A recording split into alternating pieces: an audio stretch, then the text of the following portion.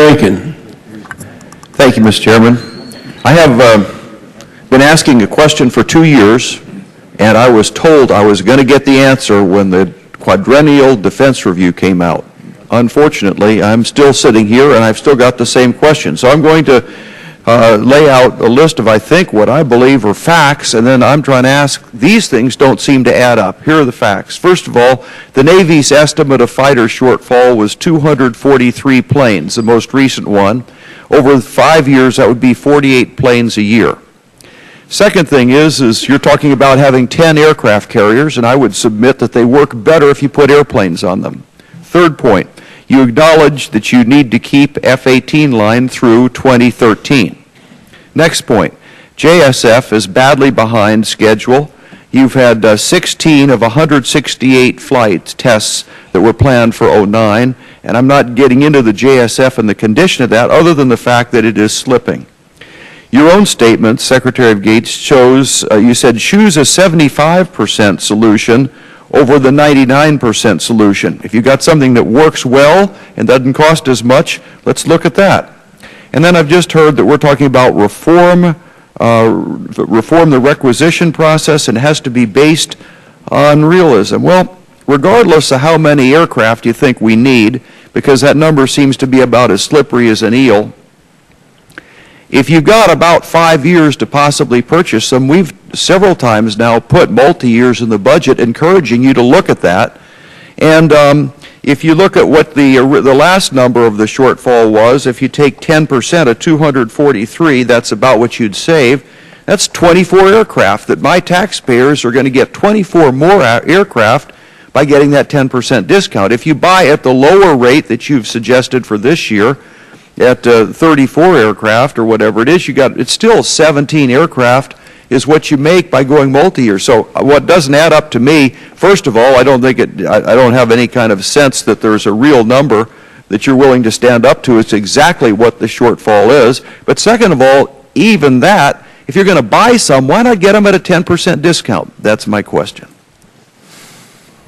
Well, as you suggest, we have orders outstanding for and funding for, asking for, either have or are asking funding for 59 F-18s, 23 E's and F's, and 36 G's. We have, the question of multi-year funding has come up before. We have looked at it. And according to the analysis that is available to me, with multi-year funding at the numbers we're looking at, the savings is about 6.5%. And because of the long-term financial commitment associated with multi-year funding, we have a threshold of 10%. And so it's pretty well below the 10% threshold. I would say there have been the shortfall in naval aircraft is a number that has, as you suggest accurately, has been moving around. The last figure that I saw in preparation for these hearings is a shortfall of about 100 aircraft in 2018. And there are a number of strategies that people have in mind for mitigating that shortfall. So I think that's responsive.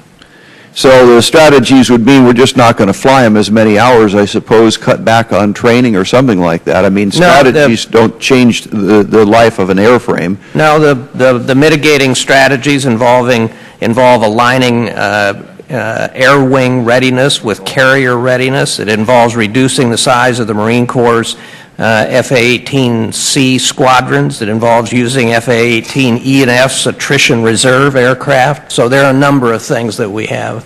The only thing I'd like to add, Mr. Akin, to this is the whole investment in this budget in the EA-18 Growlers is a huge deal and a very positive step, because we've been without a national expeditionary deployed ashore future because the Marine airplanes are going away here in the next few years, and that is a huge investment on the part of this department, and it's one that's much needed. And the multi-year piece, those typically don't deliver unless you've got them out over many years. And the question, obviously, I think for the F-18 is, when is the line going to end? And part of this is matching up. Certainly there are international buys that I'm sure you're aware of that are being sought to try to also strategically match that up as well. It's a great airplane. It's been a great airplane. We know that. But the JSF is the right answer for the future from a warfighting perspective, from my perspective. Thank you. My time is up. Thank you, Mr. Chairman.